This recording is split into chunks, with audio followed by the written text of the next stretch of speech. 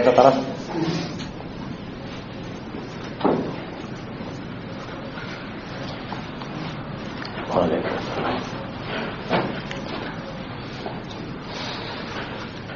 جمعہ میں بھی عدل تحقیقی ہے. جمعہ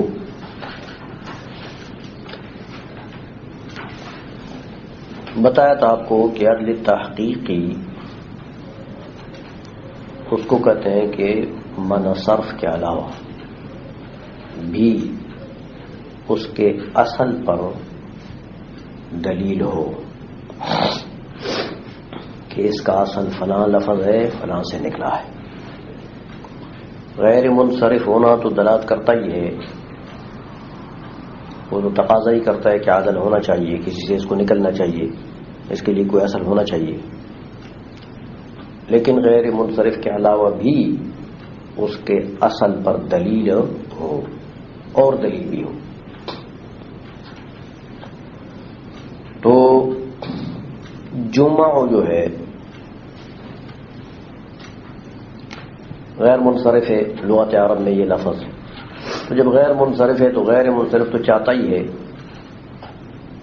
سمجھ آ گئی، کہ اس میں عدل ہونا چاہیے. عدل کے لیے ضروری ہے کہ اس کا کوئی اصل اور لفظ ہو، کسی اور لفظ سے نکلنا چاہیے اس کی. لیکن اس غیر منصرف کے علاوہ اس کے اصل پر اور دلیل بھی ہے. وہ یہ ہے کہ جمعہ جو ہے یہ جمعاء فعلاء کے وزن پر جمعاء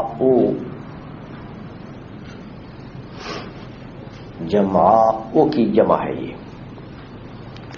جمعاء جو ہے یہ مؤنث ہے اجمع کی.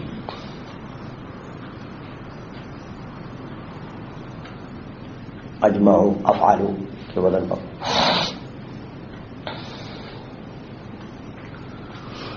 اب دیکھو مؤنث ہے اجمع کی، جمعاء مؤنث کا صیغہ ہے، اس کا مذکر کا صیغہ کون سا ہے؟ اجمع. سمجھ میں آ رہی ہے؟ اب یہ اجمع افعال کے وزن پر ہے نا، تو افعال جو ہے اس کی دو قسمیں ہیں، ایک افعال صفتی ہے اور ایک افعال اسمی ہے.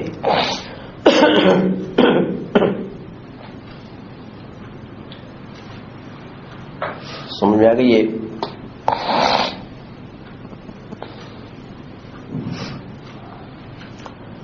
اگر افعال صفتی ہو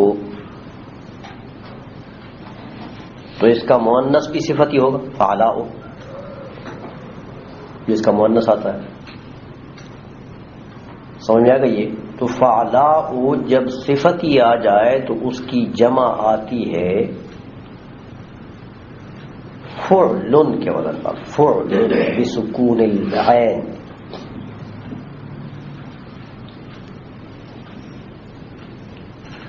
سمجھ آ گئی ہے؟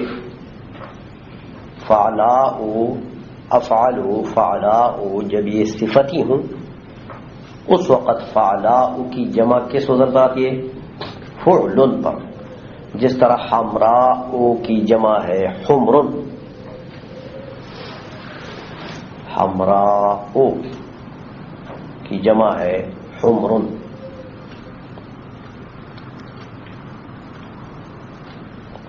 سمجھ میں آ گئی ہے؟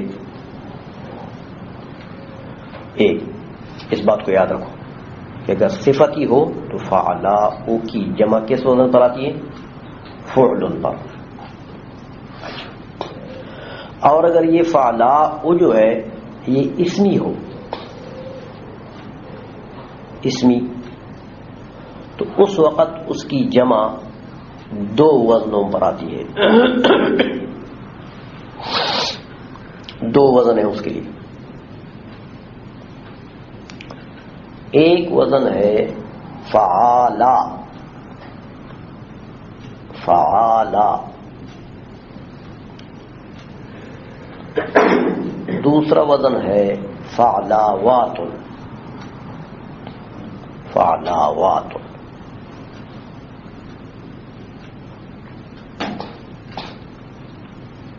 جس طرح دیکھو صحراء فعلاء کا وزن ہے، اسمی ہے، یہ اس کے دو جمعیتیں ہیں، صحارا فعالا کے وزن پر صحارا، اور دوسرا صحراوات.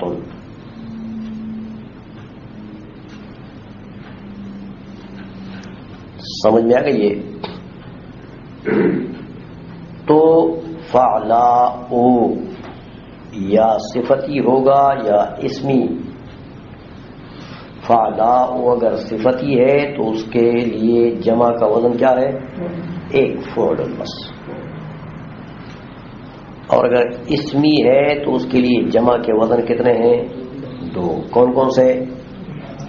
فعالا اور فعلاوات. فعالا صحارا اور صحراوات. یہ ٹوٹل آپ کے پاس جمع کے لیے فعلاء کے جمع کے لیے کتنے وزن آ گئے؟ 3. صفتی صورت میں 1 وزن، اسمی صورت میں 2 وزن. اچھا، بس پتہ لگا کہ لغت عرب میں فعلاء کا وزن جب آتا ہے تو اس کے لیے اس کے جمع کے لیے کتنے وزن ہیں؟ 3. صفتی ہے تو 1 وزن، اسمی ہے تو یہ 2 وزن. اب آؤ جمعوں کو دیکھو. اس قاعدے پر جمعوں کو ذرا پرکھو کہ جمع جمع ہے کس کا؟ جمعاء فعلاء کا. جمع جمع ہے کس کا؟ فعلاء کا. تو فعلاء کے لیے ہمارے پاس جمع کے لیے کتنے وزن ہیں؟ 3. ان تینوں میں سے یہ ایک کسی وزن پر ہے. یہ جمع جو ہے یہ تینوں میں سے کسی ایک وزن پر ہے؟ ایک پر بھی نہیں. جمعاء کو اگر صفتی فرض کرتے ہو تو اس کو کیا ہونا چاہیے؟ ہاں، اس کو تو جمعن ہونا چاہیے، فعلن کے وزن پر جمعن. تو یہ تو جمع ہے. اور اگر فعلاء کو اسمی فرض کرتے ہو تو پھر تو یہ ان 2 وزنوں میں سے بھی کسی بھی نہیں. فعالا کے وزن پر بھی نہیں، فعلاوات کے وزن پر بھی نہیں. حالانکہ قاعدہ یہ تھا کہ فعلاء کا جو وزن ہے اس کے لیے جمع فعل ہونا چاہیے یا فعالا ہونا چاہیے یا فعلاوات ہونا چاہیے. تو یہ تو ان تینوں میں سے کوئی بھی نہیں ہے. پتہ لگا کہ جب ان اصل اوزان جو ہے ان میں سے یہ کوئی بھی نہیں ہے تو یہ ان میں سے کسی سے معدول ہے. ان میں سے کسی سے نکلا ہوا. تو جمعاء اگر صفتی ہے تو یہ نکلا ہوا ہے کس سے؟ جمع سے. سمجھ؟ اور جمعاء اگر اسمی ہے تو یہ نکلا ہوا ہے کس سے؟ جمعاء جماعہ فعالا کا لفظ یا جمعاوات سے. سمجھ میں آ گئی ہے؟ تو اس کے لیے اصل دیکھو، اصل پر ایک اور دلیل بھی پائی گئی، وہ یہ قاعدہ ہے جو آپ کو بتا دیا. سمجھ میں آ گئی ہے؟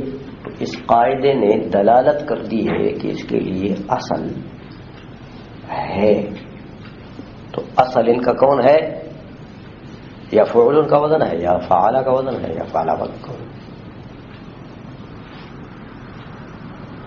تو تو جب غیر منصرف کے علاوہ اور دلیل بھی اصل کے اوپر پائی جائے تو اس کو عدل، کون سا عدل کہتے ہیں؟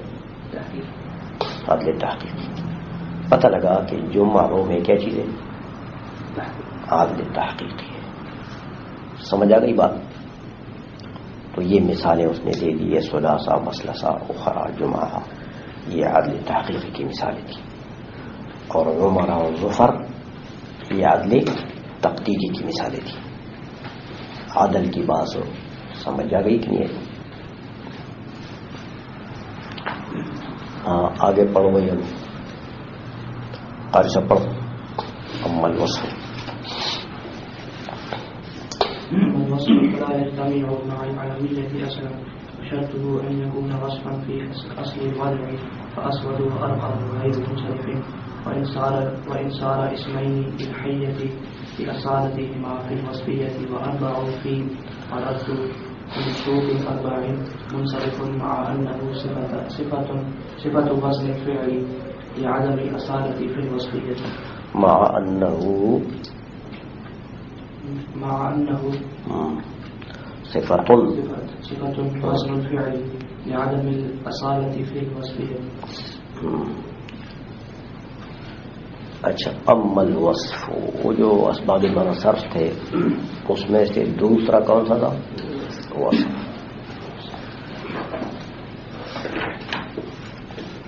کہتے وصف کے لیے پہلی بات تو یہ جان لو ضروری ہے کہ اسباب معنی صرف جو 9 ہیں وصف ان میں سے جو ہے وہ کبھی بھی عالمیت کے ساتھ جمع نہیں ہوگا. 2 سبب جمع ہوں گے نا تو غیر منصرف بنے گا نا.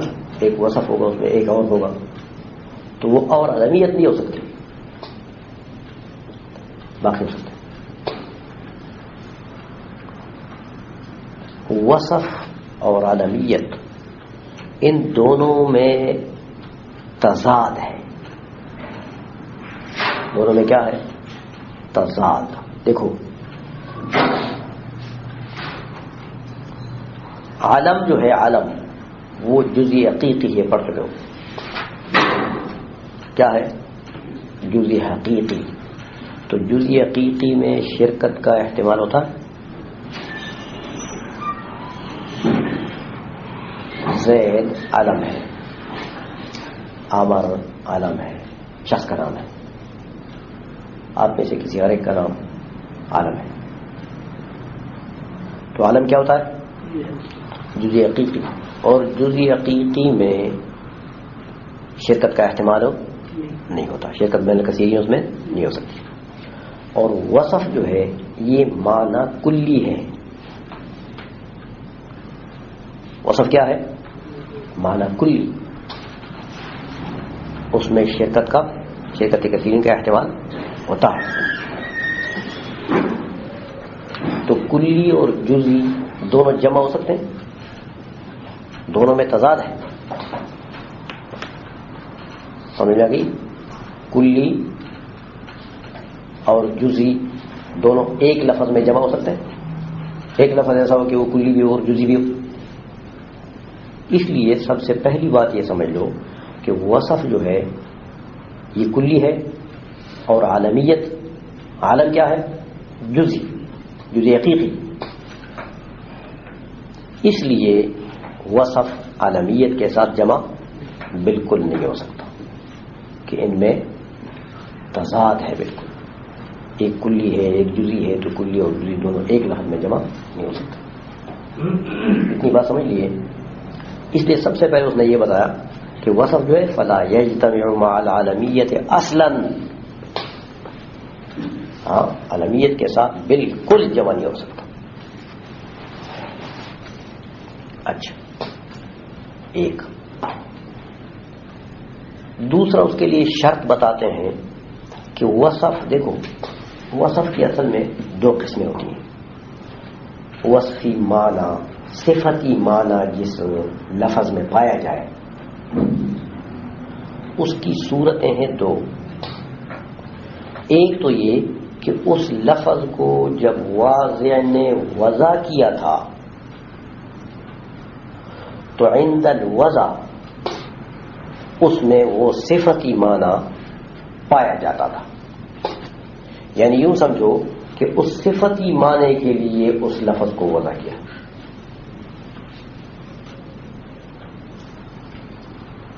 سمجھ میں آ رہی ہے؟ اس کو کہتے ہیں صفت اصلیہ، جو جب صفتی معنی وصفی معنی وضع میں داخل ہے، وضع میں داخل ہے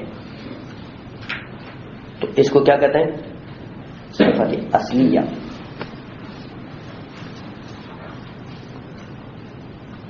دوسری صورت یہ ہوتی ہے کہ لفظ کو جب واضح وضع کر رہا تھا اس وقت اس میں صفتی معنی نہیں تھا، اس نے کسی اور مقصد کے لیے وضع کیا ہے،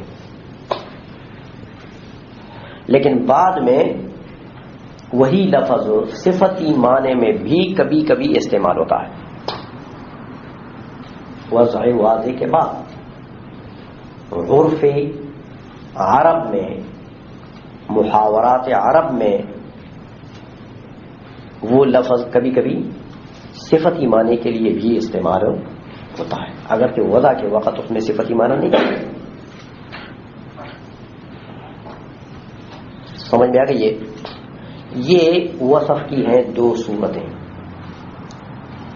تو یہ بتاتے ہیں آپ کو کہ وصف جو غیر منصرف کے لیے سبب بنے گا،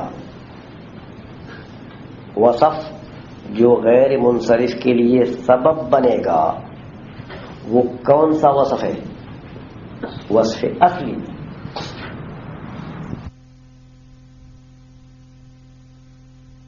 منصرف کے لیے سبب بن سکتا ہے، اور یہ دوسرا یہ عارضی، یہ نہیں بن سکتا.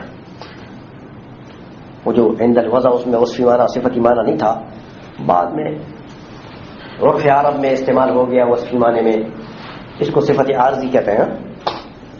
یہ غیر منصرف کے لیے سبب نہیں بنے گا، اس لیے کہتے ہیں وہ شرطہ ان یکون وصفا فی اصل الوضع.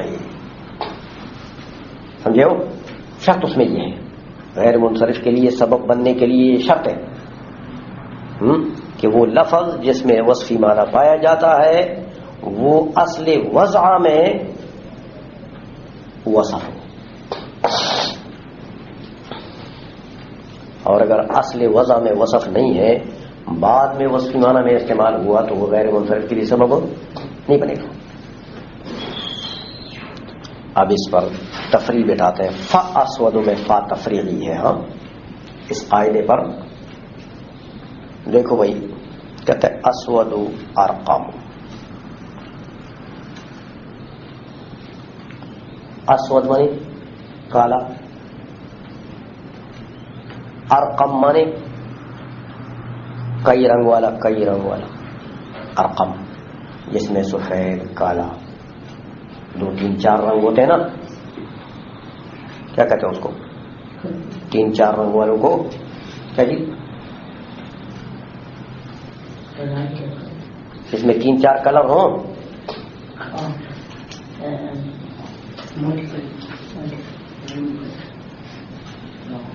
چیز ایک ہوتی ہے لیکن اس میں 3-4 رنگ ہوتے ہیں. ملٹی کلر، ملٹی کلر تو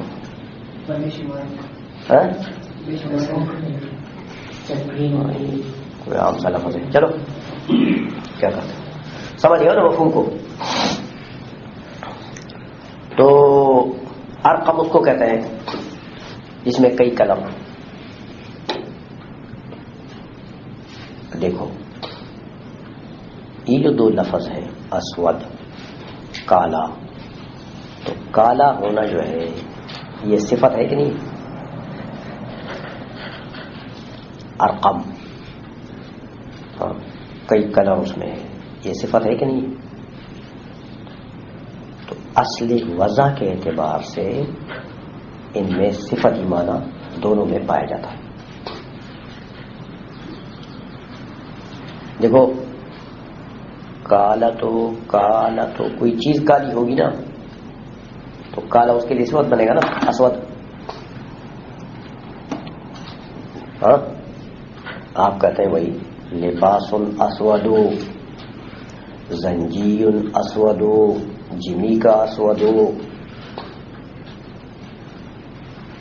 کوئی چیز ہوگی نا جو اسود اس کے لیے صفت بنے گی. نہیں سمجھے؟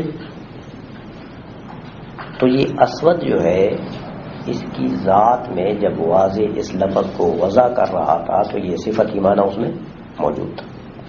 اس طرح ارقم کوئی چیز ہوگی نا جس میں کئی کلر ہوں گے تو وہ چیز موصوف بنے گا، یہ اس کے لیے ارقم اس کے لیے صفت بنے گا. ثور ارقم، بیل ہے جو کئی رنگ ہے اس میں. ثور بیلوں میں ہوتے ہیں، کبھی دیکھا ہے بیل کو؟ بیل ایک جانور ہے.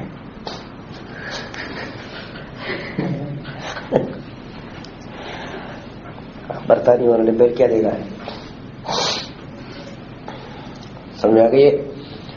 تو یا آج کل یہ بہار کے موسم میں یہاں برطانوی بہار، جب لوگوں کے سمر بھی گزرے ہوتے ہیں تو برطانوی بہار آتا ہے. برطانوی بہار میں ایک پرندہ آتا ہے، یہاں پر کم ہوتا ہے، ہمارے یہاں اس گراؤنڈ میں بھی پھرتا رہتا ہے. اس میں کئی رنگ ہوتے ہیں. بعد میں سردیوں میں پھر نہیں ہوتا یہ پرندہ. گزشتہ سال میں نے اسی سمر ٹائم میں دیکھا تھا، جب یہاں کا کچھ موسم اچھا ہونے لگا تو وہ پرندہ آ جاتا ہے. ابھی بھی ہے آج کل ہے، دیکھا کبھی؟ اور اتنے شاندار اس میں 3-4 قسم کے اس میں پر لگے ہوئے، سفید پر بھی ہے اس میں، بالکل سفید، اور نیلے قسم کے بھی، کالے بھی. بڑا اچھا لگتا ہے. کچھ موٹا سا پرندہ ہے ادھر ہوتا ہے. تم لوگوں نے کبھی دیکھا؟ مشہور دیکھنے چلا گیا تو وہ وہ کیا نام ہے، ارقم ہے. ارقم کا رنگ مطلب کوئی نہ کوئی چیز ایسی ہوگی جس میں کئی رنگ ہوں گے تو وہ موصوف ہوگا. یہ ارقم کا لفظ کے لیے یہ صفت ہوگا. تو اپنے اصل وضع کے اعتبار سے ارقم کا جو لفظ ہے یا اسود کا جو لفظ ہے اس میں صفت ایمانہ پایا جاتا ہے. سمجھ میں آ گئی؟ لہذا یہ الفاظ غیر منصرف آئے گے. سمجھ میں آ گئی؟ اس لیے کہتے ہیں کہ فاسود و ارقم غیر منصرف. اسود اور ارقم جو ہے یہ غیر منصرف ہے. وَإِنْ صَارَ اسْمَيْنِ لِلْحَيَّةِ، دیکھو اگرچہ بعد میں، پہلے تو اصل وضع کے اعتبار سے تو صفت ایمانے کے لیے اس کی وضع ہو گئی ہے. بعد میں کیا ہوا؟ بعد میں عربوں نے کالے سانپ کا نام رکھ دیا کیا اسود، اور بگے سانپ کا نام رکھ دیا کیا ارقم. سمجھیں؟ اب عرب جو ہے اسود کالے کے معنی میں بھی استعمال کرتے ہیں، لیکن اس کو عالم قرار دے دیا انہوں نے. کالا سانپ نہیں ہوتا وہ بڑا، وہ جو اونچا ہوگا ان لوگوں نے سانپ کہا دے. ایک سانپ ہوتا ہے کالا، خطرناک ہوتا ہے بہت، بھاگتا ہے انسان کے پیچھے، اتنا سر اونچا کر لیتا ہے ایسا. کو کہتے ہیں کوبرا، وہی رنگ کا بالکل کالا ہوتا ہے. ہاں منہ نکالتا بھی ہے، ایسا زبان ہلاتا ہے. دیکھا ہے کبھی؟ اس کا فوٹو تو دیکھا ہوگا یا ٹی وی میں تو دیکھا ہوگا. ہاں ٹی وی میں دیکھا؟ ہاں بس وہی. ہم نے بالفعل اس کو مارا بھی ہے، قتل بھی کیا ہے. مطلب پاکستان میں ہوتا ہے بہت، بلکہ 2 مہینے بیک وقت مارے تھے. وہ جوڑا ہوتا ہے، جہاں ہوتے ہیں نا وہ مذکر مؤنث 2 ہوتے ہیں، کہہ رہا ایک نہیں ہوتا. ایک اگر آپ کو مل گیا تو سمجھو دوسرا بھی ہوتا ہی. میں ایک جگہ چلا گیا تھا، کمرے کے اندر تھے دونوں، بسترے کے اوپر بیٹھے ہوئے تھے.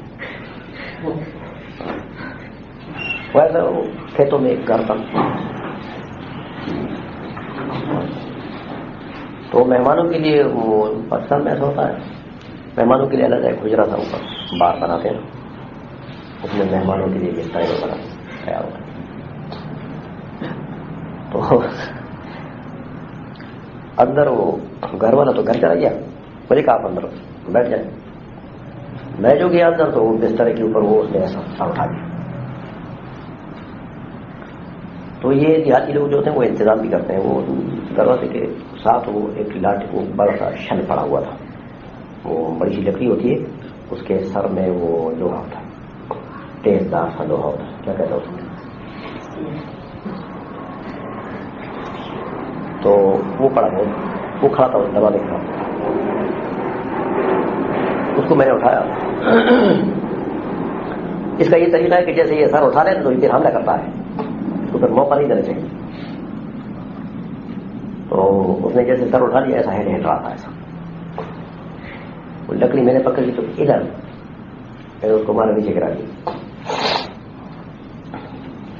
پھر اس کو تیز لوہا جو ہے وہ اس کے سر میں، اس کا سر اتنا چوڑا ہو گیا، سر میں دبا دیا، باہر نکالا تھا.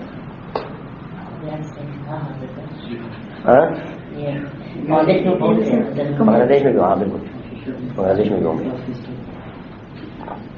تو پھر میں اندر چلا گیا، مجھے تو پتا تھا یہ تو اکیلا نہیں ہوتا. دیکھا تو وہ دوسرا اس کی جو مونس تھی وہ کھڑی ہو گئی، اس کے ساتھ یہی کام کیا، دونوں باہر میں نے نکال دیے پھینکے. تو گھر والا آ گیا، کیا بتائیے کہ نصیب، میں نے کہا یہ آپ نے رکھے ہوئے تھے ہم نے سنبھال لیے.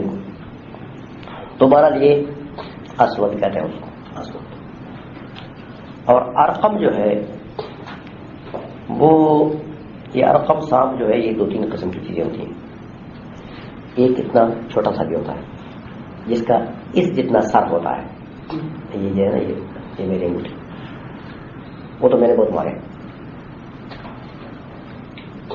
اسی وہ ہوتا بڑا زہریلا ہے، جو کئی رنگ والا ہوتا ہے بڑا زہریلا ہوتا چھوٹا ہے، لمبا اتنا نہیں ہوتا، سر اس کا اتنا ہوتا، چوڑا سا ہوتا. اور ایک قسم وہ ہے، وہ تو اکثر خاکی قسم کا ہوتا ہے، لیکن بعض اوقات اس میں وہ رنگدار بھی ہوتے ہیں. وہ اتنا سا لمبا ہو جاتا ہے اور ایک ہاتھ جیسا ہوتا ہے بالکل، اس میں سر اور دم کا نہیں پتہ لگتا ہے، بالکل ایسا چھوٹا سا ہوتا ہے، بالکل جیسے پولیس والوں کے پاس چھوٹا نہیں ہوتا، بالکل ایسا ہوتا ہے. عموماً خاکی ہوتا ہے، خاکی رنگ کا، یہ مٹی رنگ کا ہوتا ہے، لیکن اس میں بھی بعد 2-3 رنگوں والا پایا جاتا ہے. تو 2-3 رنگوں والا جو ہے وہ ارقم. تو عربوں نے اس اسود اور ارقم کو اب نام رکھ دیا ان 2 سانپوں کا، لیکن اصل کے اعتبار سے کیا ہے، صفتی معنی ہے اس میں، کیونکہ اصل وضع میں تو یہ سانپ کا نام نہیں ہے نا، تو غیر منصرف ہے یہ 2 الفاظ. لأصالتہما فی الوصفیت، دیکھا، لأصالتہما فی الوصفیت، کیونکہ وصفیت جو ہے وہ ان میں اصلی ہے. اچھا، اور دیکھو اگر وصفیت اصلی نہ ہو تو پھر چاہے عارضی وصفیت اس میں ہو بھی صحیح، وہ غیر منصرف نہیں ہوگا وہ لفظ، کیونکہ شرط ہے وصف کے لیے. کیا شرط ہے؟ وصفیت اصلیہ. اب دیکھو عرب کہتے ہیں کہ مررت بنسوۃ 40، دیکھا، مررت بنسوۃ 40، یہ ترکیب کرو ذرا، بنسوۃ موصوف نہیں ہے اور 40 اس کے لیے صفت نہیں. دیکھا 40 میں صفت ہی معنی پایا گیا کہ نہیں پایا گیا؟ ترکیب میں کیا واقع ہے؟ صفت. تو 40 یہ ہے تو صفت، وصفی معنی تو اس میں پایا گیا. ایسی عورتوں سے میں گزرا جو 4 تھیں، 4 پورا گروپ تھا. تو یہ 4 جو ہے 40 یہ صفت ہے نسبت ان کے لیے، تو صفتی معنی اس میں پایا گیا. لیکن اس کے باوجود غیر منصرف نہیں ہے 40. تنوین اس کے اوپر آئی کہ نہیں؟ 40 منصرف. کیوں؟ اس لیے کہ یہ صفت معتبر ہی نہیں ہے، اس میں صفتی معنی پائی نہیں گیا، وصف ہے ہی نہیں اس میں. کیونکہ جو وصفیت اس میں ہے یہ غیر منصرف میں معتبر ہے نہیں، یہ تو وصفیت عارضی ہے. اصلی وضع کے اعتبار سے 40 کے لفظ کو واضح نے وضع کیا ہے عدد کے لیے، عدد کے ایک مرتبے کے لیے. کون سے مرتبے کے لیے؟ 3 سے اوپر، 5 سے نیچے، درمیان میں جو مرتبہ ہے. تو 40 اصلی وضع کے اعتبار سے تو یہ موضوع ہے کس کے لیے؟ عدد کے لیے. صفتی معنی کے لیے تو وضع نہیں ہے، اس لیے اس میں صفت اصلیہ نہیں پائی گئی. اگرچہ صفتی معنی ہے لیکن صفت اصلیہ نہیں ہے. کون سی صفت ہے؟ عارف. اس لیے یہ کیا ہے؟ منصرف. اس لیے بتا دیا کہ وہ 40 فی مررت بنسوۃ 40، 40 کا جو لفظ ہے مررت بنسوۃ 40 میں یہ منصرف. یہ کیا ہے؟ منصرف. مع انه صفت ووزن الفعل، باوجود اس کے کیس میں 2 سبب تو پائے گئے، ایک صفتی معنی ہے اور ایک وزن فعل ہے. افعال کے وزن پر ہے نا، تو وزن فعل کا معنی وزن فعل بھی پایا گیا، صفتی معنی بھی پایا گیا، لیکن اس کے باوجود منصرف. کیوں منصرف ہے؟ کہتے ہیں لعدم الاصالۃ فی الوصفیت،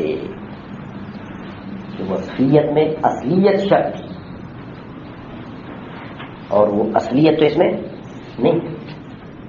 سمجھ آ گئی ہے؟ تو یہ پتہ لگا کہ ہر وصف غیر منصرف کا سبب نہیں ہے، ہر وصف غیر منصرف کا سبب نہیں ہے. کون سا وصف سبب ہے؟ جو اصلی ہے. اور اصلی کا میں نے بتایا کہ واضح نے جس وقت اس لفظ کو وضع کیا اس وقت اس میں وصفی معنی معتبر ہو. آئی سمجھ میں؟ یہ ہے وصف کی تحقیق اس نے کر دی ہے. دوسرا سبب جو تھا غیر منصرف کا. تیسرا پڑھ سکتے ہو تانیث.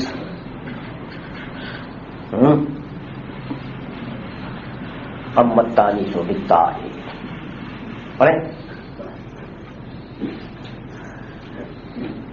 کیوں بھائی بولو؟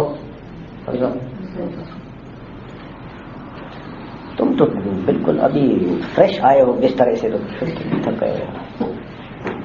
ان لوگوں کو تو کچھ نہ کچھ میں نے تھکایا پہلے سے ہی. ہاں اچھا، ان کا لحاظ کر رہے ہیں.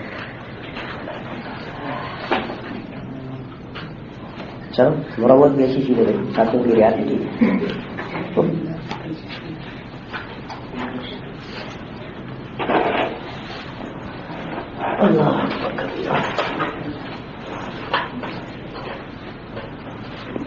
یہ اب ذرا اچھی طرف دیکھا کرو، کتاب کو رات کو دیکھ لیا کرو، جب صبح جب پڑھنا ہے نا رات کو ذرا دیکھ لیا کرو. اب آہستہ آہستہ تھوڑا سا مشکل ہوتا جائے گا. ابھی تک تو یہ آپ کو عادی بنانے کے لیے آسان آسان اور آسان، اب تھوڑا تھوڑا جائے گا آگے.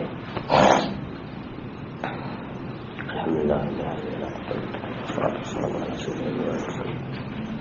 وعلى آله وأصحابه أجمعين. ربنا تقبل منا إنك أنت السميع العليم وتب علينا إنك أنت التواب الرحيم. ولا قل سلام ولا قوة إلا بالله صلى الله عليه وسلم. گھبراؤ نہیں، ایسا مشکل نہیں ہوگا کہ آپ سمجھ نہیں سکیں گے. بنیادی باتیں تو نہ امیر والی ہیں، وہی آپ پڑھ چکے ہیں نا. ذرا تھوڑی سی تفصیل آ جاتی ہے اس میں، اس سے کچھ بڑھا لیتے ہیں بات. ہم اتنا مشکل نہیں ہوتا کہ آپ نہیں سمجھیں گے. اب یہ کیسے داشتہ لیکن تھوڑی سی محنت، جیسے کتابیں بڑی ہوتی ہیں ویسے تھوڑی تھوڑی